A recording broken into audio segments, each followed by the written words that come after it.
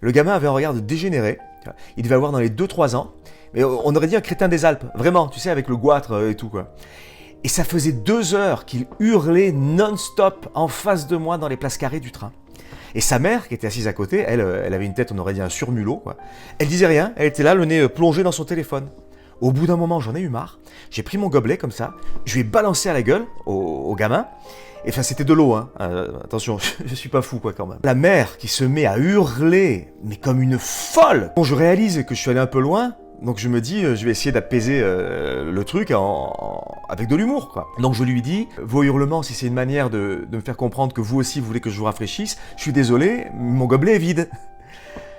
Et alors là, je peux te dire que ça l'a pas fait marrer, hein.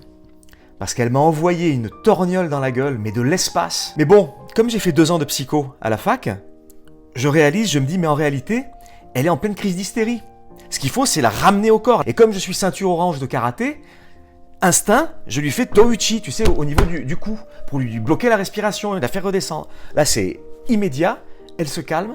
Comme moi, ce que j'aime, c'est transmettre, c'est enseigner. Donc la mère, je lui dis, vous voyez, les enfants, c'est des éponges. Quand vous vous comportez comme vous l'avez fait, là, comme une folle, à hurler pour rien, ben votre gosse, après, il vous imite. C'est pour ça qu'il a passé 2 heures à hurler, là, depuis le début du départ du train. Je lui dis, il faut que vous appreniez à réguler vos émotions. Le lendemain, entre 2 conférences, je vais me promener dans les rues du Vieux-Lille.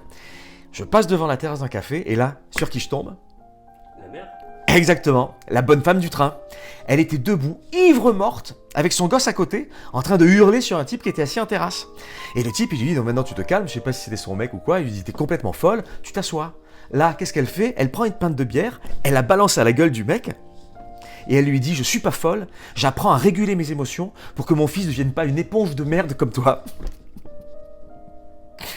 Et ben tu vois, de me dire que j'ai pu contribuer à écrire une petite virgule dans le récit mongoloïde de la vie de cette bonne femme, et ben ça me met en joie.